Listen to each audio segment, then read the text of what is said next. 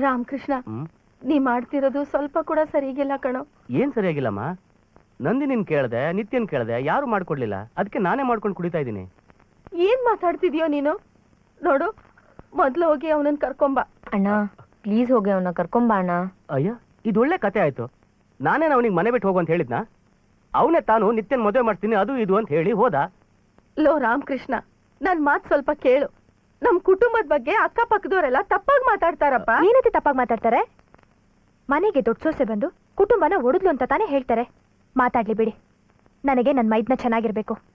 ಯಾರೇನ್ ಹೇಳಿದ್ರು ಅದ್ರ ಬಗ್ಗೆ ನನಗೆ ಚಿಂತೆ ಇಲ್ಲ. ನಿನಗ್ ಚಿಂತೆ ಇಲ್ಲಮ್ಮ, ಆದ್ರೆ ನನಗೆ ಹೆತ್ತ ಕರಳು ಸಂಕಟ ಆಗ್ತಾ ಇದೆ.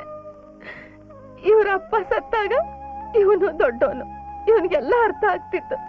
ಇವಳು ಚಿಕ್ಕವಳು, ಇವಳಿಗೆ ಏನು ಅರ್ಥ ಆಗ್ತಿರ್ಲಿಲ್ಲ. ಆದ್ರೆ ಅವನು ಅತ್ಲಾಗ ದೊಡ್ಡವನು ಅಲ್ಲ, ಚಿಕ್ಕವನು ಅಲ್ಲ, ಮುಗ್ಧ. ನೀ ಕುಂಕುಮ ಯಾಕಮ್ಮ ಇಟ್ಕೊಳಲ್ಲ, ಬಳೆ ಯಾಕಮ್ಮ ಹಾಕೊಳಲ್ಲ, ನಡಿ ದೇವಸ್ಥಾನಕ್ಕೆ ಹೋಗೋಣ ಅಂತೆಲ್ಲ ಹಠ ಮಾಡ್ತಿದ್ದ.